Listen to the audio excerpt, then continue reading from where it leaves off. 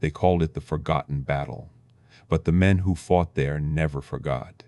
While the world watched Paris celebrate liberation and cheered market gardens daring leap across the Rhine, we were drowning in the mud of the Scheldt Estuary, clawing through flooded polders and frozen ditches where every step could be your last. The Germans had flooded the land, turned the canals into killing zones, and dared us to come for them. We did. And thousands of us never left. This is the story of one of the bloodiest, most brutal campaigns of World War II, a battle that history books barely mention, fought in conditions so miserable that even victory felt like defeat. My name was William Fraser, and I was a rifleman with the Royal Regiment of Canada, part of the 2nd Canadian Infantry Division. In October 1944, we were ordered to do the impossible, clear the Germans from the Scheldt Estuary so the Allies could use the port of Antwerp. Without that port, the entire advance into Germany would stall. Without us, the war would drag on for months, maybe years. But no one told us the cost. The rain started the day we reached the Leopold Canal, and it never really stopped. October in Belgium is cold, gray, and wet. But add flooded farmland, knee-deep mud, and an enemy who knew every inch of ground, and you had hell with a Dutch accent. The Leopold Canal was a straight ditch maybe 30 yards wide, bordered on both sides by steep embankments. The Germans held the far side, dug into fortified positions with clear fields of fire. We were supposed to cross it at night, establish a bridgehead, and push them back. It sounded simple on the map. It always does. We assembled in a half-destroyed farmhouse near the village of Moorkerk the night before the assault. 30 men from our company, faces blackened with burnt cork, rifles checked and rechecked. Sergeant MacLeod, a wiry Scot from Calgary who'd been fighting since Sicily, laid out the plan with his usual bluntness. We cross at 0400. Boats'll take 8 men each. First wave establishes the bridgehead. Second wave brings up the heavy weapons. Third wave reinforces. Simple as that. Simple, muttered Corporal Jennings beside me, like walking into a slaughterhouse and expecting the butcher not to notice. MacLeod shot him a look. You got a better idea, Jennings? Yeah. Let the RAF bomb them into next week first. RAF's busy elsewhere. We'd do this ourselves. That was the story of the Scheldt. Everything done the hard way with rifles and blood. The bolts were flimsy canvas things barely big enough to hold a squad. We carried them on our backs through the mud until we reached the canal's edge. The water looked black in the darkness, flat and still as a grave. I crouched beside Private Danny Mills, a kid from Toronto who still rode home every week. He was shaking, not from cold, though it was freezing, but from fear. We all were. You just learn not to show it. Stay close, I whispered. When we hit the far bank, get out fast and run for the ditch. He nodded, gripping his rifle like it was the only real thing left in the world. At 0355, the artillery opened up. Our guns hammered the German positions for 5 minutes, enough to wake the dead but not enough to kill them. Then silence. Go. We shoved the boats into the water and paddled like madmen. The canal wasn't deep, but the current was stronger than expected. Halfway across, the Germans opened fire. Tracers streaked overhead, red lines cutting the dark. Bullets hissed into the water around us, throwing up little geysers. The boat next to ours took a burst and capsized, men spilling into the black water weighed down by their gear. "PADDLO!" MacLeod roared. We hit the far bank hard, scrambling out into waist-deep mud. I grabbed Mills and hauled him forward as machine gun fire tore the embankment apart. Dirt exploded around us. Someone screamed. I didn't look back. We dove into a drainage ditch filled with icy water and crawled forward, gasping. The German MG-42s were firing from pillboxes we couldn't see, their muzzle flashes like strobe lights in the fog. MacLeod was beside me, soaking wet, blood running from a gash on his forehead.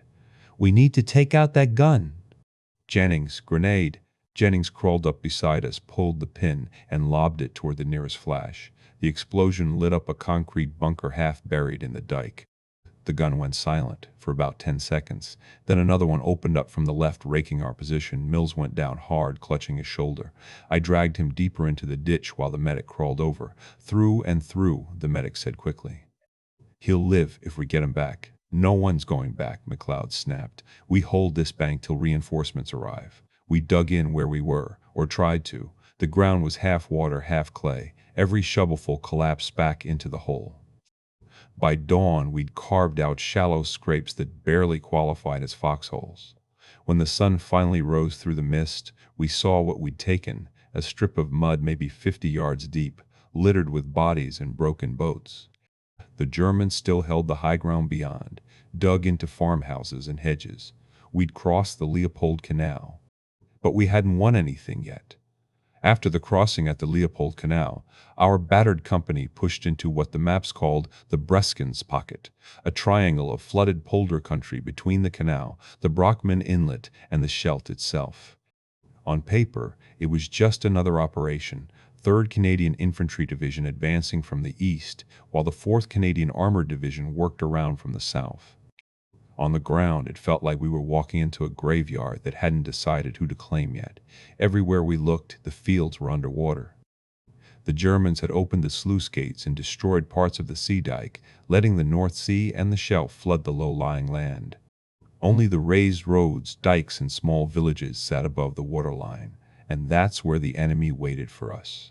In solid positions, watching us slog toward them like targets at a fairground. We moved mostly at night, stumbling along narrow dikes barely wide enough for 2 men to pass. One misstep, and you went off the path into water that could be shoulder deep or worse.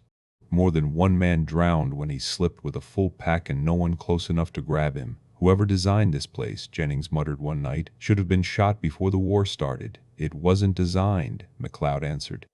It just sank. The rain came sideways, needling our faces. Our greatcoats were permanently soaked, our boots never dry. The mud sucked at our feet so hard that every step felt like dragging a corpse. It smelled of salt, rot, and something metallic that might have been blood or rust. Hard to tell anymore. Our first objective in the pocket was a village called Hoofdplaat, perched just high enough above the floodwater to make it worth dying for. The Germans held it with infantry and well-sighted machine guns, covering the causeways that led in from the south.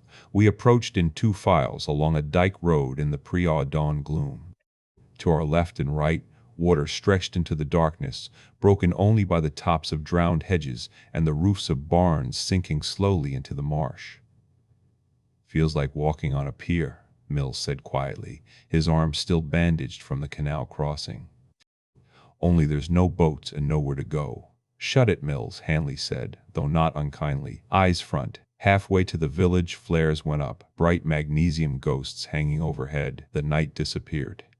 Suddenly we were frozen in white light on an open dike, every man outlined against the water. Down! The first burst came seconds later. German MGG-42 stitched the causeway, bullets skipping off the crown of the dike and whining into the floodwater. Men dropped where they stood or tumbled sideways into the black, the air filled with screams and the flat snapping sound of incoming rounds. I dove behind a small culvert wall, the only cover for 50 yards.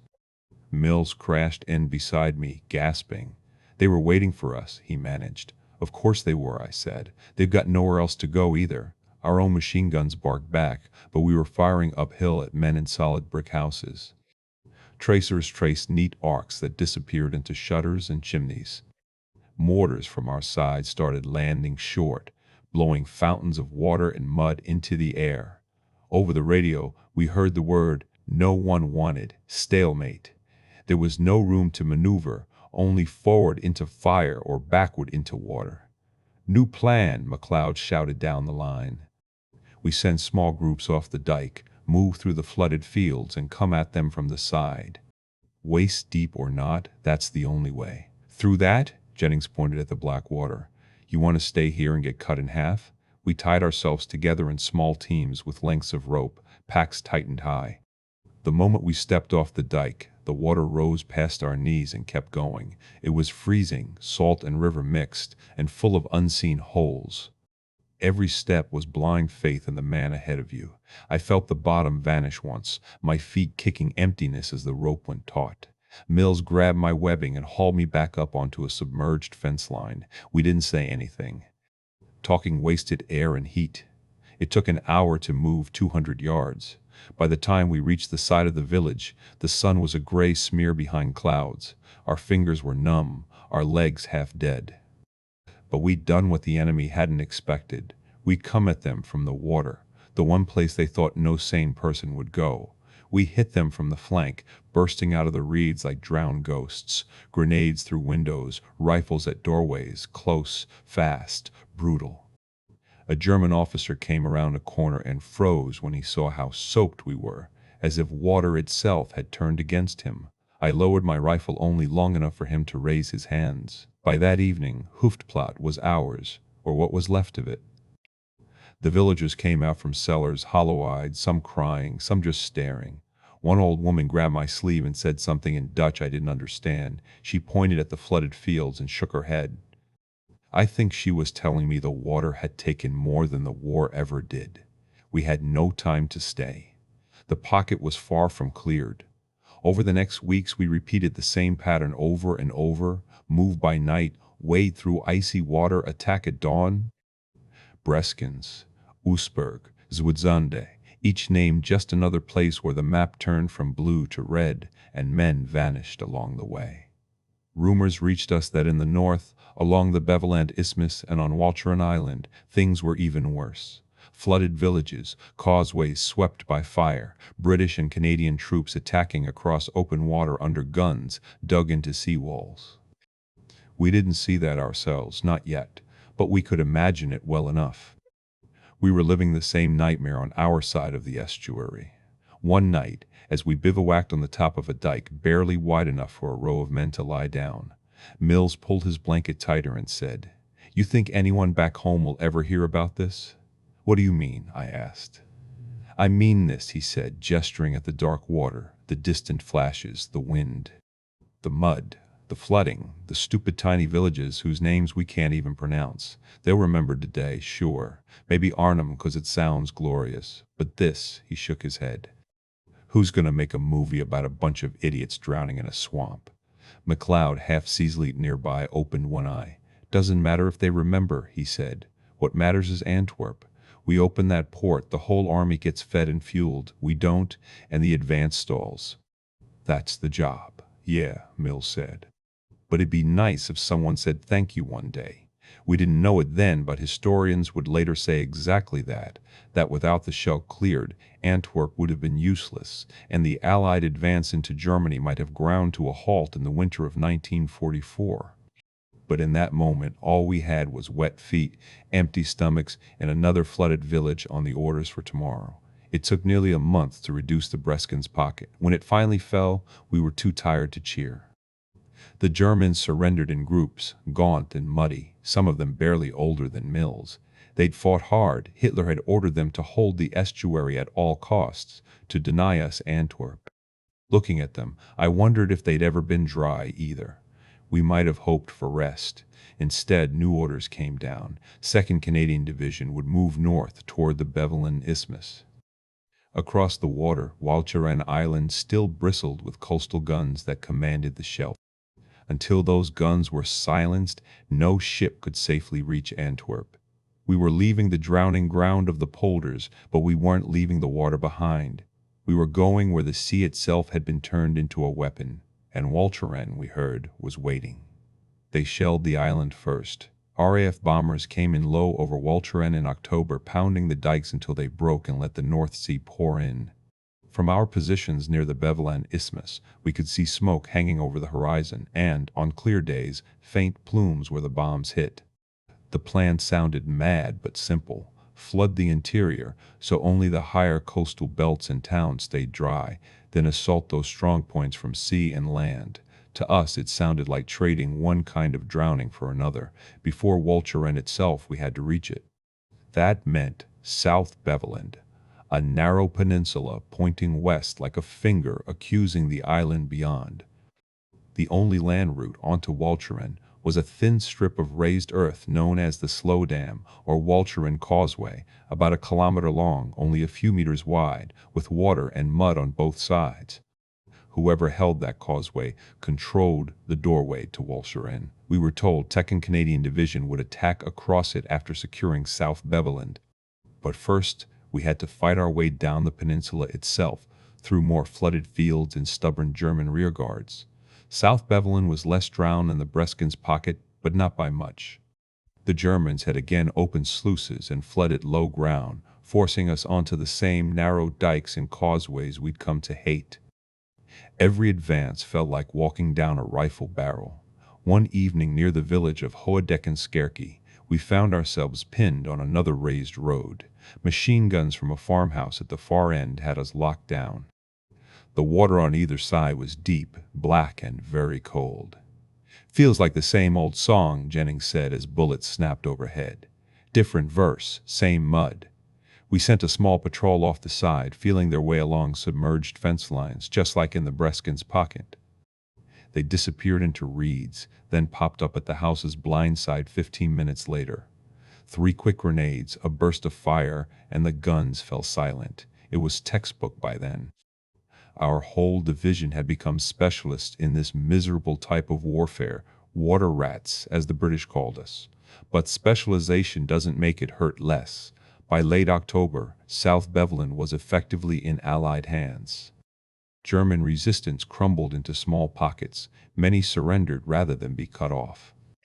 Only the causeway remained. Everyone talked about the causeway. The Sloadam ran from the western tip of South Bevelin to Walcheren's eastern fringe, a narrow embankment raised just above the tidal flats of the slow channel. The flats were mud, water, and deep gullies, impossible for vehicles and nearly so for infantry. The Germans had mined the causeway, wired it, and zeroed in every gun they had.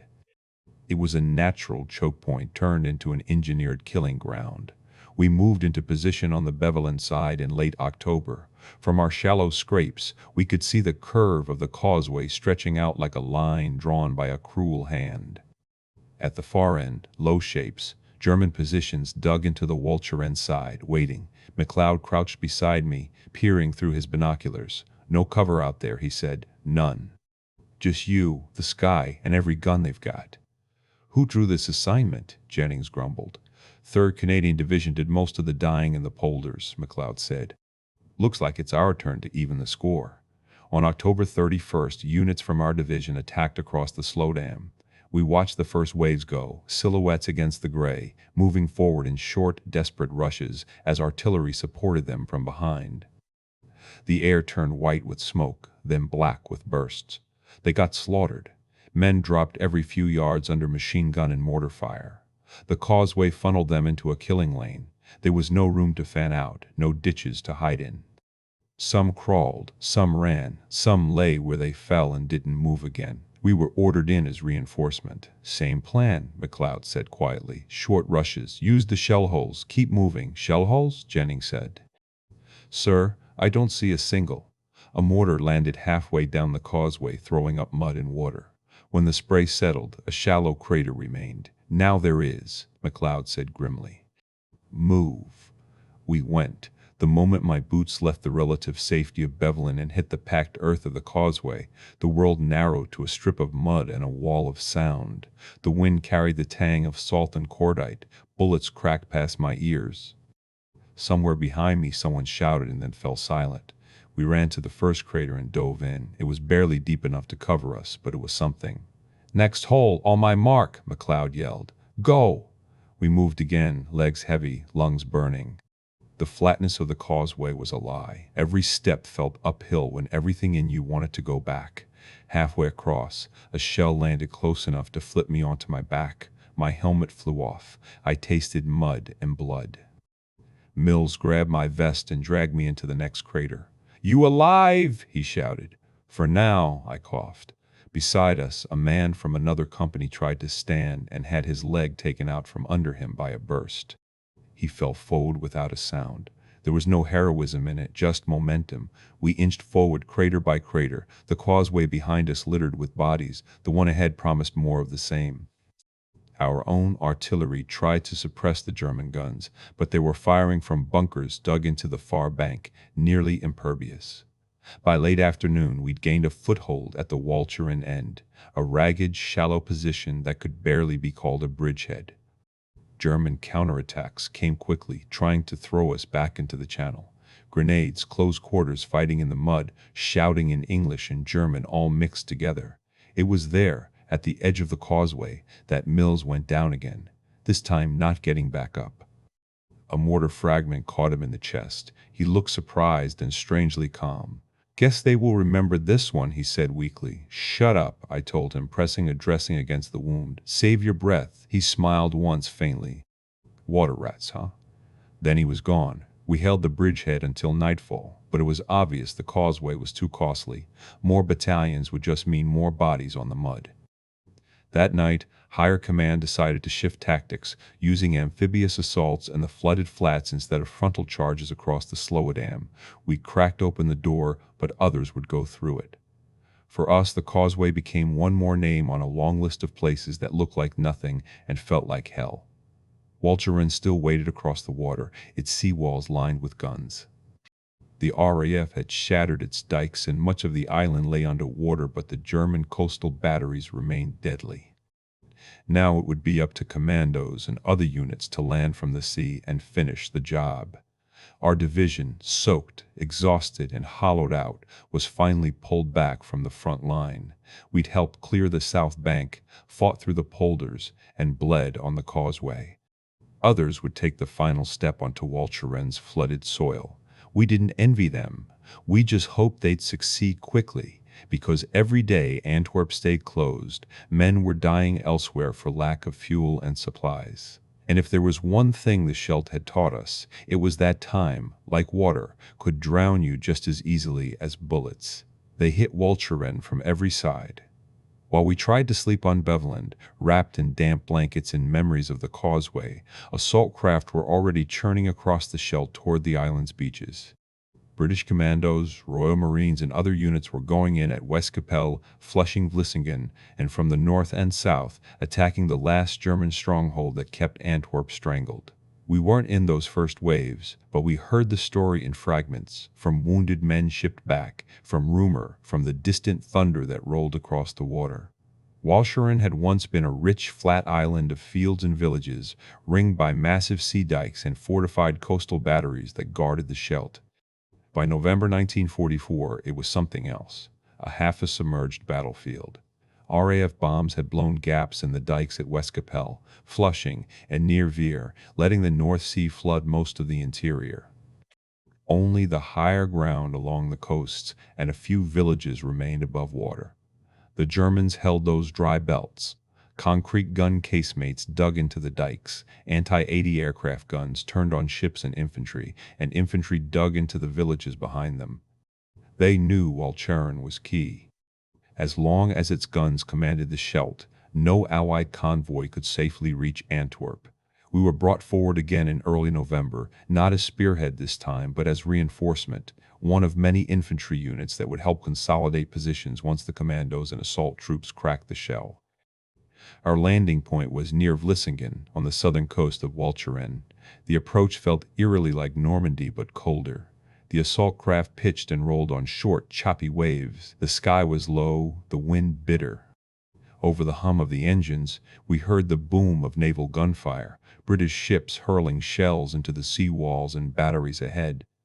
"Thought we'd left this behind on D-Day," Jennings muttered, gripping the side of the craft. McLeod adjusted his helmet strap. "At least this time we know it's worth something. Antwerp's just up the river. We're close." The ramp went down onto a strip of sand that barely deserved the name beach.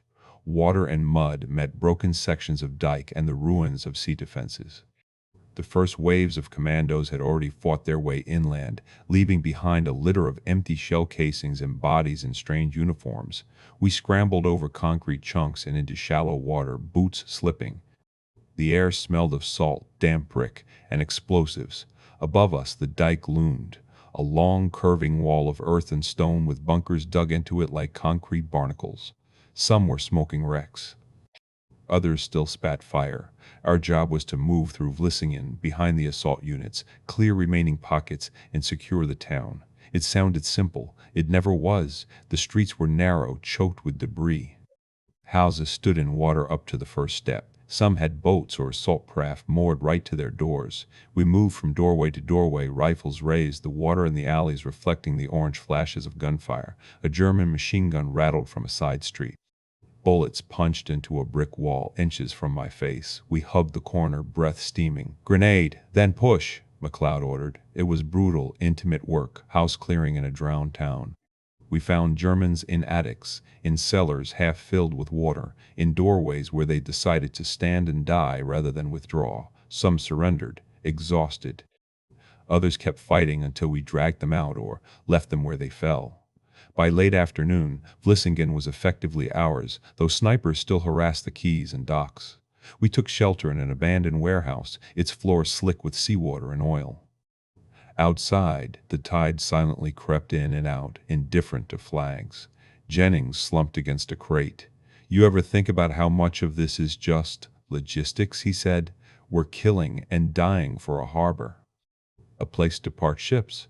Those ships carry food and ammo," McLeod said simply. "Without them, the push into Germany stops. Then the war drags on, and more people die somewhere else instead of here. So we drown so others don't starve," Jennings said. Hell of a trade. He wasn't wrong, but even exhausted and soaked, it was hard not to feel the shape of the bigger picture now. Antwerp's docks, massive, modern, were waiting upriver, intact and useless until the Scheldt was safe. Every street we cleared in Vlissingen, every gun knocked out along the sea wall, brought that day closer. Over the next few days, we pushed north and west with other Allied units as they tightened the noose around the remaining German positions on Walcheren. At Westkapelle, we heard about the carnage. Assault craft smashed on the seawall, men scrambling up a narrow breach under fire from guns on both flanks. At Domburg and beyond, the British and commandos fought along the dunes and flooded fields, taking battery after battery. We saw the aftermath, a landscape that looked less like Europe and more like the skeleton of some drowned world. Houses stood isolated in shallow lakes. Trees jutted out of brackish water, their roots exposed. Cows floated where fields used to be. One afternoon, moving through a village that had become an island of brick surrounded by floodwater, a Dutch woman stopped me. She was middle-aged, wrapped in a dark shawl, her feet bare and blue from the cold. "You are Canadian?" she asked in halting English. "Yes, ma'am," I said. She nodded and pointed toward the west where the flooded land shimmered under a weak sun. "This, all gone, but is good." She tapped her chest. "Better water than Nazis." I didn't know what to say to that, so I just nodded. By November 8 to 10, the last German strongpoints on Walcheren were surrendering under relentless attack and the psychological weight of the flooding. The coastal batteries that had commanded the Scheldt were finally silent. Naval officers started talking about soundings, channel sweeping, and escort schedules, things that meant Antwerp was about to come alive. For us, the battle's end came not with a bang, but with an order: stand down, rest, refit. We'd been moving and fighting in that drowned world for weeks. When someone finally said, "No more today," it felt like the wind had stopped. We sat on a section of intact seawall, looking out over water that used to be farmland. The sky was clearing for the first time in days. Jennings broke the silence. "You think they'll ever remember this place?" he asked. "You mean Walcheren?" I said. "I mean all of it. The Scheldt, the canal, the polders, the causeway. This," he gestured at the flooded landscape. "Or will it just be another line in a big book somewhere?" McLeod took out his battered notebook. I'd seen him use it before, at Vierville, in the hedgerows, on the dikes. I knew what he wrote, names. "Maybe," he said, "it'll just be a line. But these won't." He tapped the pages. "We remember. That's enough for now." Far out on the horizon, a column of smoke rose from a ship moving slowly up the Scheldt toward Antwerp. It looked small against the sky, but it was the biggest thing we'd seen in months. "That's it then," Jennings said quietly. "That's what we were for." "Part of it," McLeod corrected. "War's a big machine. We just turn this cog." But as I watched that ship steam upriver, the first of many that would feed and fuel the final push into Germany, I felt something I hadn't in a long time. It wasn't joy. We'd lost too much for that. It was something closer to peace. A rough, imperfect peace built on mud, water, and names scratched into a soldier's notebook. The world would talk about Normandy, Arnhem, the drive into Germany. Most would never hear of the Scheldt, of Leopold Canal, Breskens, South Beveland, Walcheren. But every convoy that sailed safely into Antwerp, every tank that rolled east with a full tank, every soldier who got winter boots and ammunition owed something to the men who had drowned, frozen, and bled here. We were the ones who fought in the forgotten water. And in the quiet that followed, with the wind blowing cold off the North Sea and the faint silhouette of ships heading inland, that felt like enough. The first ship slid past us like a ghost. From where we sat on the broken seawall, it was just a dark shape moving slowly up the Scheldt, a faint wake curling behind it in the gray water. No cheering, no band playing, just a low thrum of engines and a line of men on deck staring at the drowned land around them. "First convoy to Antwerp," MacLeod said quietly. "There'll be more." We watched in silence. It felt strange, seeing something so ordinary, a cargo vessel heading upriver, after weeks where every moving thing had been trying to kill us. But that ship meant fuel, ammunition, food, winter clothes, replacements. It meant the armies waiting on the Dutch-Belgian border could keep moving instead of stalling in the cold.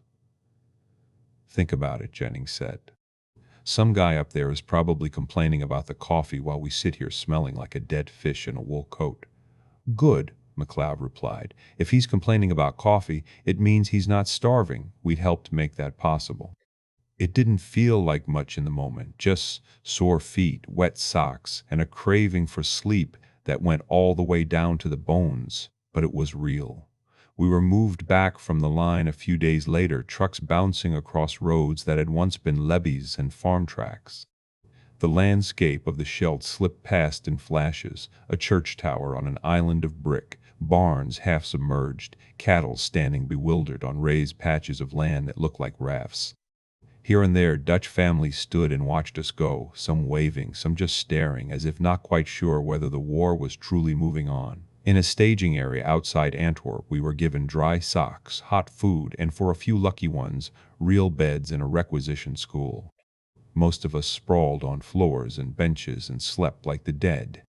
Nobody complained. Later, when the worst of the mud had been scraped off and our uniforms had faded from black-brown back to something like khaki, a staff captain came to give us the official word. "The Scheldt Estuary is secure," he said. "Antwerp is open."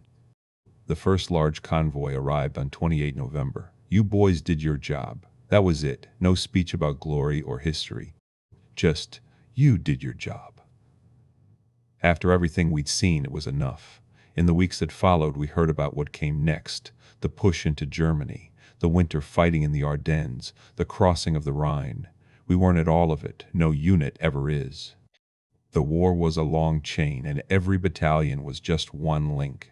But whenever someone mentioned Antwerp as a supply miracle, a logistical triumph, a key to the final victory, I thought of other words instead: Leopold, Breskens, Beveland, Walcheren.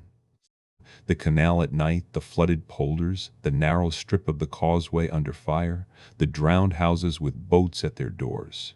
One evening, sitting on a bench outside a warehouse near Antwerp's docks, I saw a group of fresh troops watching the cranes load and unload cargo. They were clean, loud, full of speculation about how long the war would last now. "Can you believe this?" one of them said. "All this stuff rolling straight in, way better than landing everything on the beaches." Another shook his head. "Lucky somebody thought to grab this place before the winter hit." I almost walked over, almost told them that Antwerp had been grabbed back in September, and then sat useless for weeks while we fought and drowned to open the river. Almost said the names of the men who hadn't lived to see a single crate come off those ships. Instead, I stayed where I was. They didn't need ghosts. They needed the supplies and the belief that someone, somewhere, had made sure they'd be there. Later that night, MacLeod sat beside me, notebook in hand. He flipped through the pages, then closed it. "Got them all?" I asked. "As many as I can remember," he said. "Never all." He hesitated. "You know, there's something they won't put in any official history." "What's that?" "How quiet it was most of the time. People think battles are all noise." He shook his head. "But the Scheldt, half the time it was just wind and water and men trying not to slip off a damn dike. Then, suddenly, everything would explode, and when it stopped, it was just quiet again. I knew what he meant. The world remembers the big bangs, the assaults, the victories, the famous names. But what stuck with us were the in-between moments, the creak of a boat on black water, the squelch of a boot in flooded clay, the way a flare turned a drowned field white for a heartbeat and then left you in darkness again. Years later, people would talk about the Battle of the Scheldt as an operation, a campaign, a necessary prelude to victory. They'd say it was costly, complex, and crucial. They'd be right. But for those of us who were there, it was something simpler and harder. It was the feeling of cold water creeping up your legs in the dark, knowing you had to keep moving forward because behind you was the whole weight of an army that couldn't advance without what you were about to clear. It was the knowledge that most people would never hear the names of the places where you'd left pieces of yourself, because they were small, flat, and forgotten under the next tide. And it was the sight of that first ship gliding up the Scheldt, smoke trailing, crew staring at the flooded land, completely unaware that for some of us, that ordinary, unremarkable movement was the loudest victory parade we'd ever see. We didn't get banners. We got water, mud, and the quiet satisfaction of a job finished. The world moved on. Antwerp filled with ships. The front rolled east. The war ended. But sometimes, when the wind is right and the rain comes slantwise off the North Sea, there are still nights when a man closes his eyes and hears the creak of canvas boats on black water, the whispered curse of a friend slipping off a dike, the distant rumble of guns over flooded fields, and in that moment he remembers the forgotten battle that helped end a very loud war.